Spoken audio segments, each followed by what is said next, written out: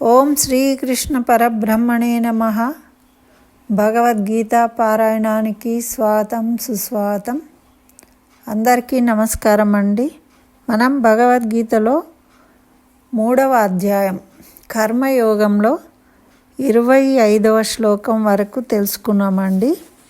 దీంట్లో 24, 23 శ్లోకాల నుండి కూడా మనకు ఈ జ్ఞానులు ఏం చేస్తారు,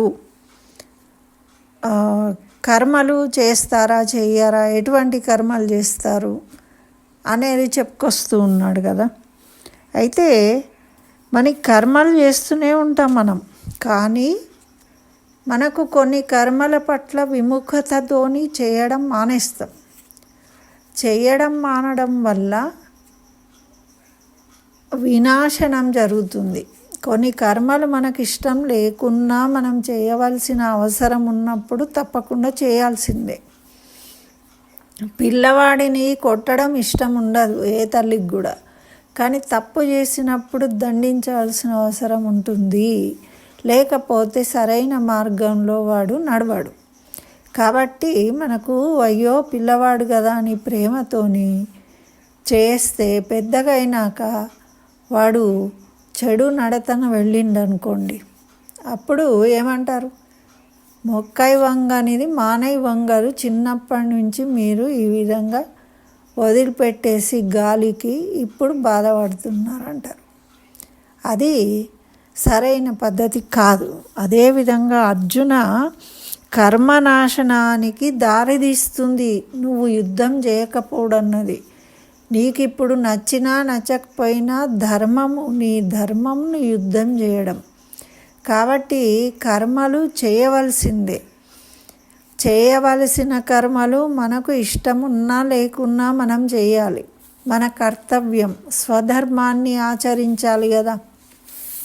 కాబట్టి మనము కొన్ని ఇష్టంతో చేస్తాము, కొన్ని అవసరం కోసము, మన బాధ్యత, మన కర్తవ్యం అని పాటించాల్సి వస్తుంది. అంతేగాని అన్నీ మనకి ఇష్టమునే చేస్తాము అనడానికి కుదరదు అని ఇక్కడ చెప్పి ఇంకా ఏమంటున్నాడంటే, జ్ఞానులైన వాళ్ళు కర్మలు చేస్తారు, అజ్ఞానులు కూడా కర్మలు చేస్తారు.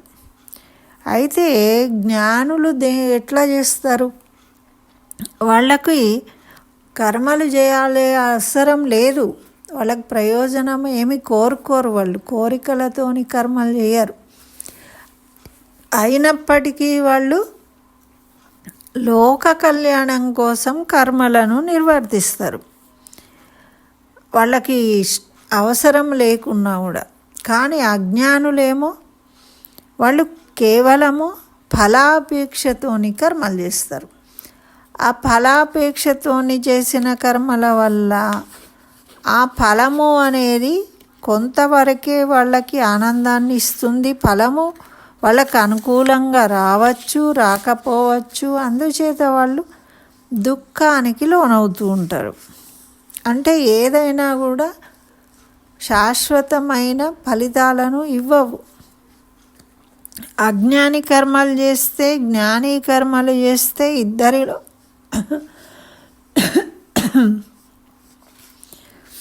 వాళ్ళ దృక్పథం అనేది వేరే ఉన్నది.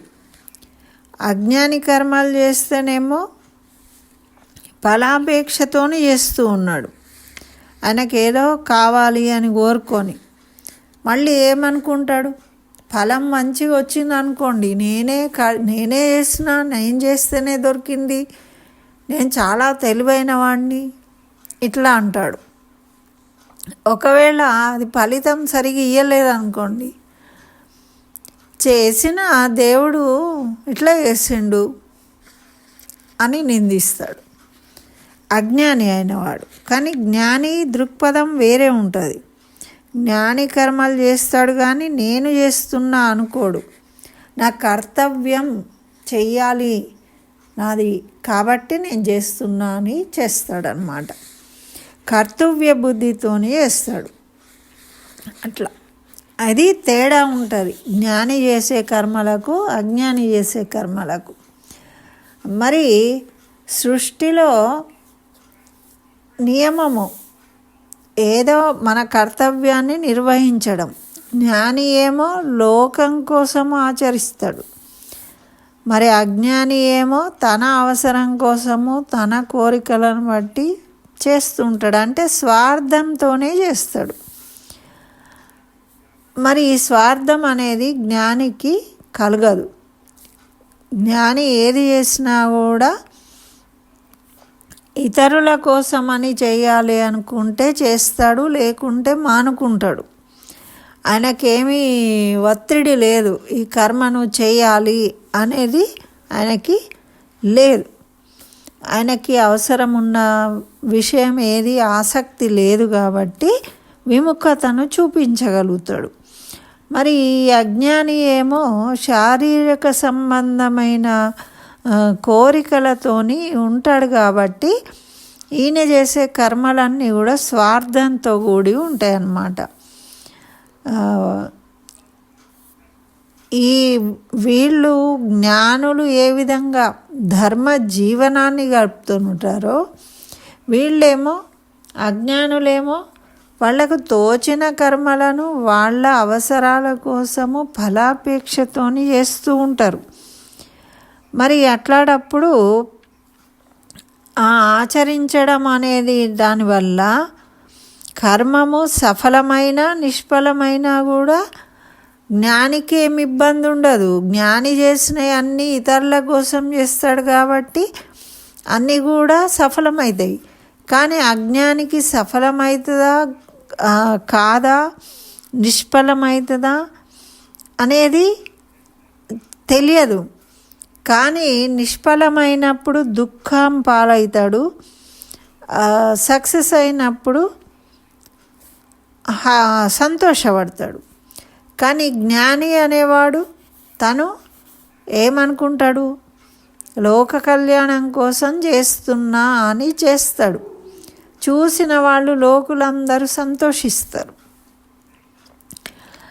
అది నేను నా కర్తవ్యంగా చేసిన అనే భావనతో చేస్తాడు. కానీ అది చేసినందువల్ల తనకేదో లాభం కలిగింది అని సంతోషము పొంగిపోవడం కానీ అయ్యో ఇదేదో అయిపోయింది అని బాధపడడం కానీ ఉండదన్నమాట. రాగద్వేషాలు అనేవి ఆయనకి ఉండవు జ్ఞానికి అని మనకు ఈ 25వ శ్లోకంలో చెప్పిండు. మరి ఫలాసక్తి ఎప్పుడైతే ఉండదో కర్మలలో తారతమ్యం కూడా ఉంటుంది. మనం చేసే పని అప్పుడు మనకు ఫలితం అవసరం లేదు అన్నప్పుడు అజ్ఞానులైతేనేమో శ్రద్ధగా చెయ్యరు. వాళ్ళకి అవసరం లేకున్నా మంది కోసం పని చేసినట్టు కనబడాలి అనుకొని చేసే కర్మలు ఉంటాయి. అట్లాంటప్పుడు వాళ్ళు సరిగా చేయరు. కానీ ఇక్కడ స్వయంగా కృష్ణ భగవానుడే తనకు అవసరం లేకున్నా చిన్న పని పెద్ద పని అని కాదు, తను చేసేదాన్ని కర్తవ్యాన్ని సరిగా నిర్వర్తించాలి. ఇప్పుడు ఆయన సారథి అంటే గుర్రాలు గడగాలి, గుర్రాలకు మేదపాలి, గుర్రాలను కర్రతోని కొట్టాలి. అర్జునుడు చెప్పిన విధంగా గుర్రాల రథాన్ని నడపాలి. ఇవన్నీ చేయడానికి ఆయన సిద్ధంగా ఉన్నాడు. ఈ పనులన్నీ చిన్న చిన్న పనులు పని మనుషులు చేసే పనులు కదా, భగవంతుడు ఎందుకు చేయాలి మరి అంటే ఆయన నడిపించడానికి ఆ బాధ్యత తీసుకున్నాడు. తీసుకున్నప్పుడు దానికి సంబంధించిన అన్ని పనులు చేయవలసింది. అది మనం తెలుసుకోవాలి. అది చిన్న పన పెద్ద పన కాదు. మనం ఏ పని అయితే చేస్తున్నామో దానికి సంబంధించిన పనులన్నీ చేయడానికి మనము సిగ్గుపడకూడదు. మళ్ళీ సిద్ధంగా ఉండాలి. చదువు నేర్చుకోవాలి అంటే గురువులకు శుశ్రూష చేయాలి. జ్ఞానం రావాలి అంటే గురువులకు సేవ చేయాలి. మరి కృష్ణ భగవానుడు కూడా సాందీపముని దగ్గర పోయి గురువుకు సేవ చేసి చదువు నేర్చుకున్నాడు కదా. రాముడు కూడా విశ్వామిత్రుడి దగ్గర వెళ్ళి నేర్చుకున్నాడు. నేర్చుకున్నప్పుడు వాళ్ళు గురువులు పెద్దలు అని వాళ్ళు చెప్పిన దాన్ని వింటూ వాళ్ళకి అనుకూలంగా వీళ్ళు ప్రవర్తిస్తూ నేర్చుకున్నారు. కానీ నేను రాజు కొడుకును అని రాజు కొడుకును కాబట్టి ఈయన చెప్పినట్టు గురువు వినాలి అని అనుకోలేదు కదా. అది తేడా అన్నమాట. మనం ఏ పని చేస్తామో దానికి ఏ విధంగా చేయాలి, ఏ పని చేయాలి, ఎలా చేయాలనే దాన్ని బట్టి మనము నిర్వర్తించాలి. అంతేగాని ఇది చెయ్యము అది చెయ్యము అనడానికి వీల్లేదు. జ్ఞానులు ఆ విచక్షణతోని చేస్తారు కర్మలు. అజ్ఞానులైన వాళ్ళు వాటిని విచక్షణ జ్ఞానం ఉండదు వాళ్ళకు. కాబట్టి వాళ్ళు ఇటువంటి తేడాలను చూసి ఆలోచిస్తూ ఉంటారన్నమాట. అంటే రాగద్వేషాలు కలిగించుకుంటారు. ఎవరైనా వాళ్ళకు తగిన పని చెప్పలేదు అంటే, అబ్బా నేనా ఇట్లాంటి పని చేసేది, నేనేమన్నా నీకు పని మనిషినా ఈ పని చేయడానికి అంటారు. అంటే ఆ భావం ఎందుకు కలుగుతుంది అంటే అహంకారం. మమకారం అంటే వాళ్ళంటే ఇష్టం అనుకో, అది తప్పైనా సరే ఏదంటే అది చేసేస్తామంటారు. అది మంచిది కాదు, ఇది మంచిది కాదు. ఎప్పుడు ఏది అవసరమో, ఏది నీ కర్తవ్యమో దాన్ని నిర్వర్తించడమే నీ ధర్మం. అలా నిర్వర్తించే వాళ్ళు జ్ఞానులు. అటువంటి కర్మల వల్ల ఎప్పుడూ ఇబ్బంది ఉండదు, దుఃఖం కలగదు. వాటి వల్ల నీకు లాభమే కలుగుతుంది, అనర్థాలు జరగవు. అర్జున, నువ్వు ఇప్పుడు యుద్ధం చేయాలి ధర్మంగా. నువ్వు రాజువు కాబట్టి నీ ధర్మము నువ్వు చేయడమే శ్రేయస్కరం అని ఇక్కడ చెప్తూ ఉన్నాడు అన్నమాట. మరి 26వ శ్లోకాన్ని చూద్దాము.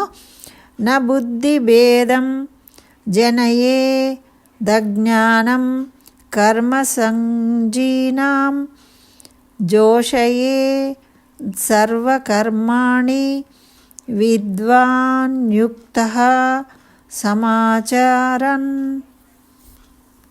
ఇక్కడ ఏమంటున్నాడంటే, జ్ఞాని అయిన వాడు అజ్ఞానుల బుద్ధిని కలత పెట్టకూడదు.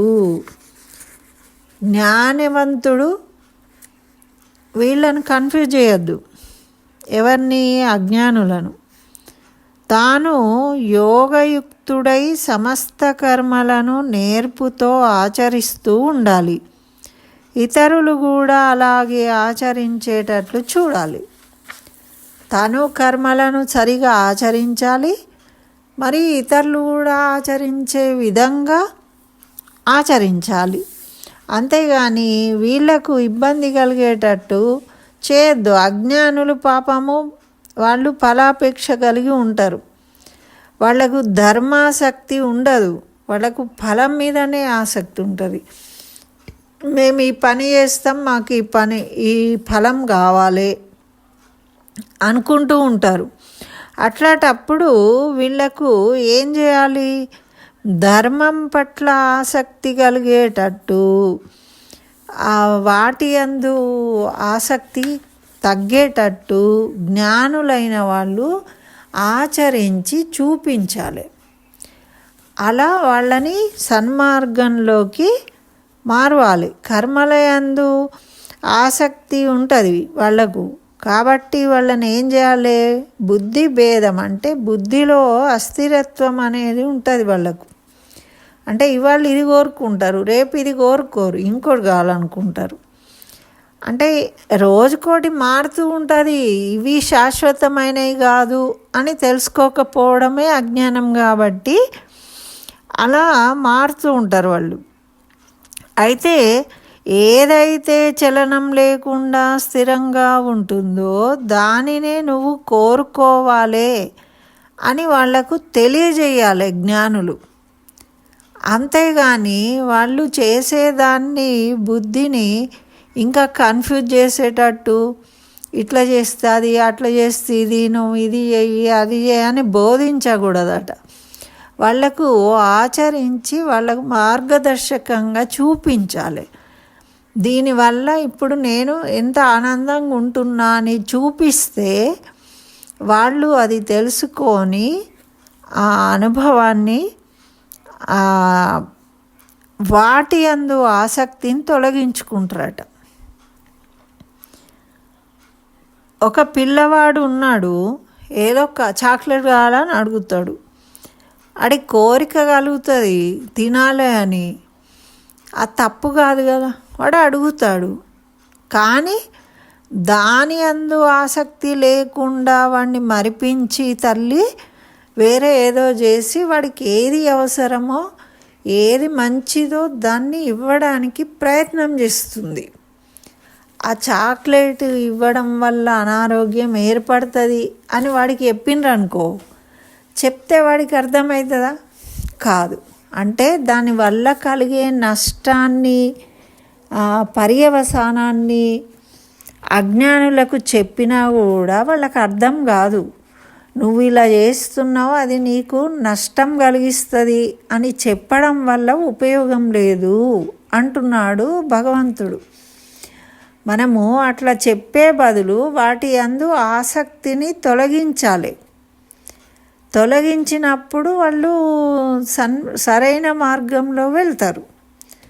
మీకు ఏది అవసరమో దానికన్నా ఇది మంచిదిరా, ఇగో ఇది చూడు, ఇది ఎంత బాగుంది అన్నామనుకో, ఇప్పుడు అది వద్దు వద్దు అని చెప్పే బదులు చాక్లెట్ తినొద్దు తినొద్దు తినొద్దు అని తల్లి ఆపితే వాడికి చాక్లెట్ మీదనే ఉంటుంది మనసు.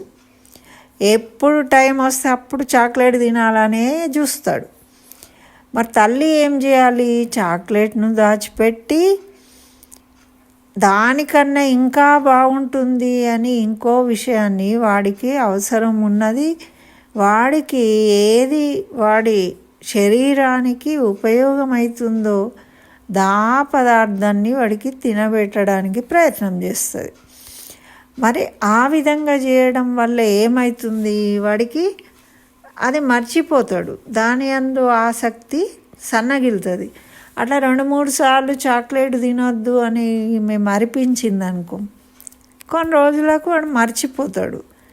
చాక్లెట్ తినాలి అనే కోరిక అనేది వాడికి కలగదు. ఎందుకు అంటే దాన్ని మనం దూరం చేసినాం. అదేవిధంగా అజ్ఞానులైన వాళ్లకు జ్ఞానులు ఏం చేయాలి? వాళ్ళు ఈ విధంగా ఫలాపేక్ష సహితులై ఎప్పటికీ స్వార్థంతో వాటినే చేయకుండా వాళ్లకు వాటి వల్ల కలిగే దుఃఖం ఏంటిది అనేది తెలియజెప్పుకుంటూ వేరే వాటి యందు ఆసక్తిని కలిగిస్తే, ఇప్పుడు మంచిగా అందరూ టీవీలలో కూర్చొని అది ఏవేవో అన్ని పిచ్చి ప్రోగ్రాములు చూస్తుంటారు. అక్కడ అదే ఒక రామాయణ ప్రవచనం అవుతుందో ఏదో అవుతుంది వాళ్ళ ఊర్లో గుడిలో. అయినప్పుడు ఏం చేస్తారండి వీళ్ళందరూ ఆ టీవీలు బంద్ చేసుకొని అందరూ చక్కగా పోయి రామాయణం వింటారు. అంటే దాన్ని మనం మార్గం మార్చినాము. అది వినడం వల్ల వాళ్ళు కొంత చైతన్యం అనేది కలుగుతుంది. అట్లాంటివి వినాలి వినాలి అనే కోరిక కలుగుతుంది. మరి అందుకే కదా మన ధర్మాన్ని మనము ఆ విధంగా అందించాలి. జ్ఞానులైన వాళ్ళు అందించాలి అజ్ఞానులకు. అట్లా చేసినప్పుడు ఏమవుతుంది? దానివల్ల కొన్ని రోజుల వరకు వాళ్ళు ఆ భక్తిని కలిగి చక్కగా కార్యక్రమాలు నిర్వర్తించుకుంటారు. కొంతకాలం వరకు దాని ప్రభావం అనేది ఉంటుంది. ఏదైనా చూడండి, ఇప్పుడు ఒక ఫంక్షన్ జరిగింది, బ్రహ్మాండంగా జరిగింది, అయినాక ఒక ఎన్నేళ్ళ దాకా మనం గుర్తుపెట్టుకుంటాం దాన్ని.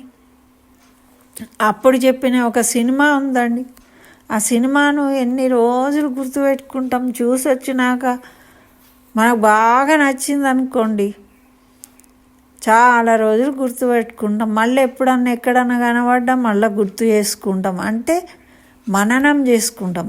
ఆ విధంగా మంచి విషయాల యందు వాళ్ళ దృష్టి మరల్చి ఆసక్తిని పెంచి వాళ్ళలో ఆ భావాన్ని కలిగించాలి. అంతేగాని జ్ఞానులైన వాళ్ళను ఖండించవద్దు.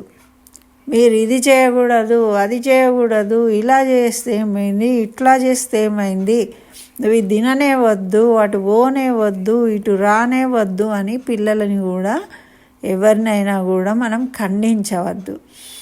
దాన్ని నెమ్మదిగా ఆ అలవాటు నుండి వాళ్ళను మరల్చడానికి మనము వేరే ప్రయత్నం చేయాలి. వేరే వాటి యందు ఆసక్తిని పెంచి వాళ్ళను మార్చాలి. కానీ ఈ విధంగా చేయకూడదు జ్ఞానులు అని మనకు కృష్ణ భగవానుడు తెలియజేస్తూ ఉన్నాడు. చూడండి, డైరెక్ట్ ఇప్పుడు అర్జునుడికి నువ్వు వాళ్ళని చంపితే ఏమవుతుందా, నువ్వు చంపడానికి నువ్వు భయపడుతున్నావు, నాడు లే అని తీసుకుపోవట్లేదు కదా. ఇంతగానం ఎందుకు చెప్పాలండి, అవసరమా?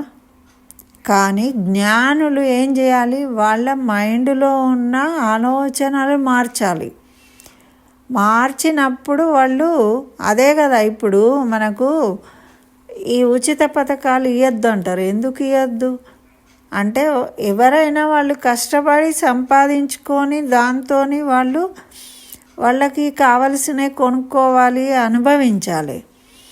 అంతేగాని వాళ్ళకి ఫ్రీగా డబ్బులు ఇచ్చేస్తుంటే వాళ్ళు సోమరిపోతులు అయిపోతారు కదా. సోమరిపోతులు అయిపోయి వాళ్ళకి ఏం పని లేదు, పైసలు నెలకు వస్తాయి కాబట్టి వాళ్ళకు ఉద్యోగం చేయాల్సిన పని లేదు. ఆ వచ్చిన డబ్బుతోని అనవసరమైన విషయాలకు ఉపయోగించుకునే అవకాశం కూడా ఉంటుంది కదండి. కాబట్టి అట్లా కొంతమంది చెడిపోయే అవకాశం కూడా ఉంటుంది. కాబట్టి ఉచితాలు ఇవ్వకూడదు అంటూ ఉంటారు. కానీ దురదృష్టం ఏంటి అంటే, అవసరం ఉన్న వాళ్ళకేమో డబ్బులు దొరకవు.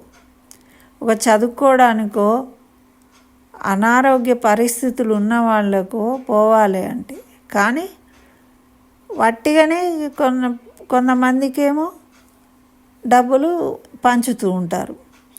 దానివల్ల కొంతమంది చెడిపోయే అవకాశం ఉంటుంది. అందరూ ఉపయోగించుకోరు.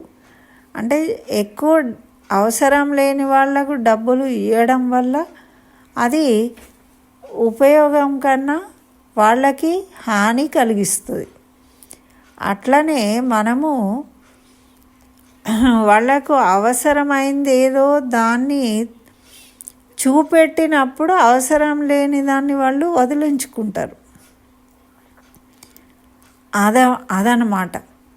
పిల్లవాడు ఏడుస్తూ ఉంటే ఏడు మాన్పియడానికి మనం ఏం చేస్తాం, ఏదో బొమ్మనో ఏదో తీసుకొచ్చి వాడికి డైవర్ట్ చేస్తే వాడు హ్యాపీగా ఫీల్ అవుతాడు, ఏడ్చుడు మానేస్తాడు.